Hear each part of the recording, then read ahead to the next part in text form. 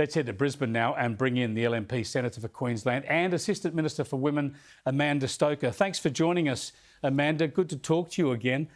I want to start off with the Labor Party National Vice President, Michelle Myers, a Senate candidate in the New South Wales Labor ticket, saying that Jesus was gay was one of her posts. She's deleted all these posts now. Do you think that Labor should be looking at disendorsing this candidate or at least putting out an official apology for her views?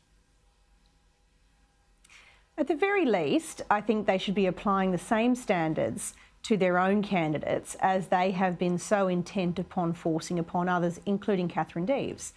It shouldn't be the case that censorship writ large is required, but I do think it is necessary to confront the reality of the things that we all stand for. And when those things are pretty out there, there should be the same kind of scrutiny for somebody on the left as there is when it's someone from the coalition. Yeah, there sure should be, and that should come from the media as well as the political players themselves. On Catherine Deves, do you think Catherine Deves ought to be out there, though, and talking more? She seems to be running away from the media more than actually engaging in debate now. Look, it strikes me that while she has copped a bit of a rough trot from parts of the media, she has instead focused her time and her energies on locals. That's appropriate at this point in the campaign cycle.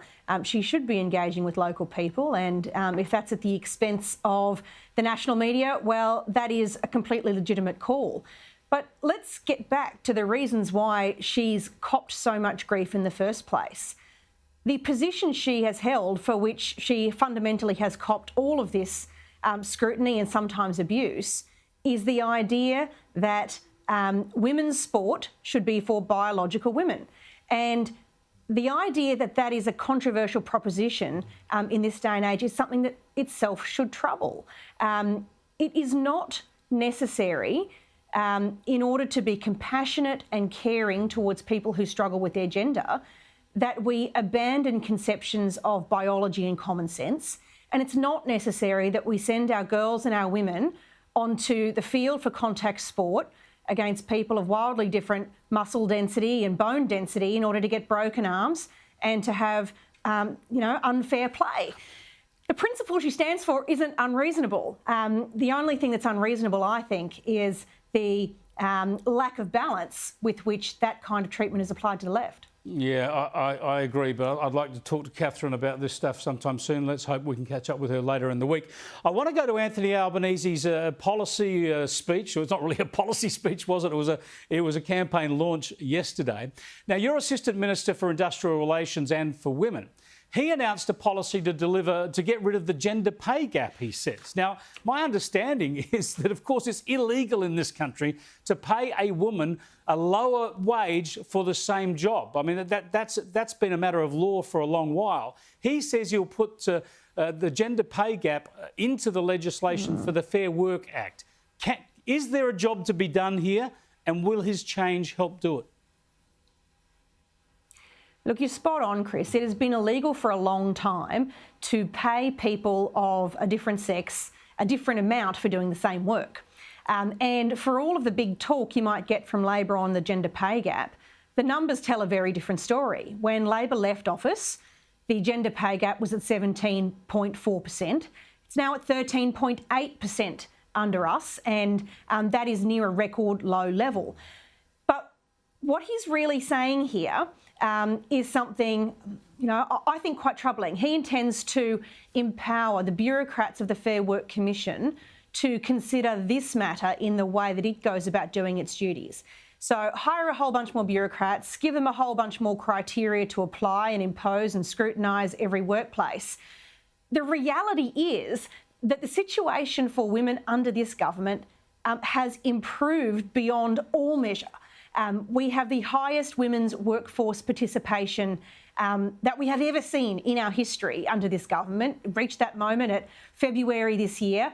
And we have more than 1.1 million women in work now than when Labor left office. What the gender pay gap measures is the average of what everybody gets paid who are female and the average of what everybody who is male gets paid. But of course, many different people make different choices about the kind of work they want to do, with different flexibility and different terms and conditions for reasons that aren't always just about work. And we should respect the right of individuals to make a call that works for them.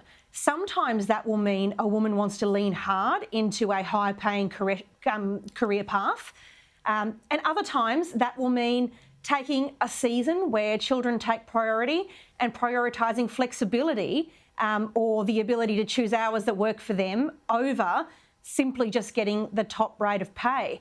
What matters is that we respect the varying ambitions and desires of women and make all of those paths equally available. Maximum choice for women is really the measure of equality. Well, you understand these pressures well. You're a mother yourself. Summarising all that, is the gender pay gap a myth propagated by Labor? And if so, or even if not, what is it that your government would do to increase choices, increase flexibility for women in the workforce?